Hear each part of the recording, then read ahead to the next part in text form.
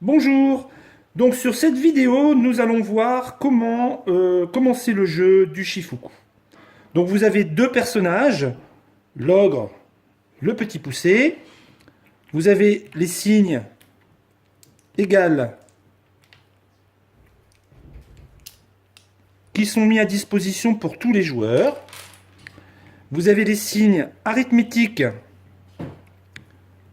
qui vont se retrouver dans une petite pochette et les signes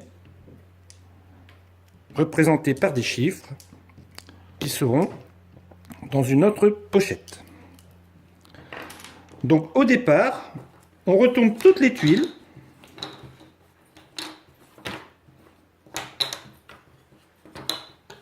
On ne voit pas donc la signification de ces tuiles.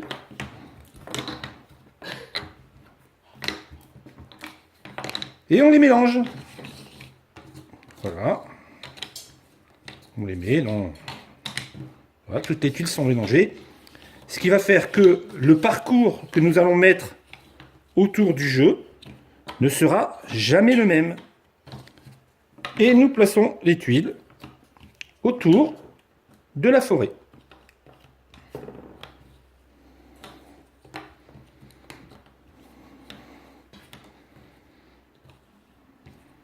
Voilà, c'est ce qu'il y a de plus simple, hein.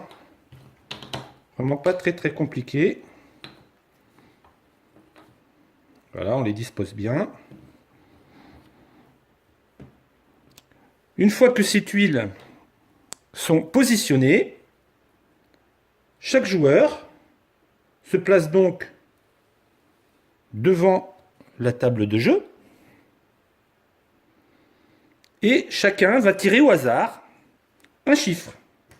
Le premier joueur tire un autre chiffre, un chiffre 8. Si à égalité, à ce moment-là, on retire au hasard un autre chiffre.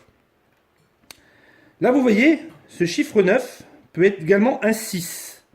La particularité de ce chiffre-là, c'est qu'on peut soit le considérer comme étant un chiffre 6, soit le considérer comme étant un chiffre 9. Donc, la personne de droite décide de prendre le chiffre 9, elle a gagné, donc elle a la possibilité de choisir de prendre le petit poucet ou l'ogre. Une fois que le choix du personnage a été effectué, il place son personnage à l'un des 4 coins de la piste. Et à ce moment-là, l'ogre se positionne à l'opposé.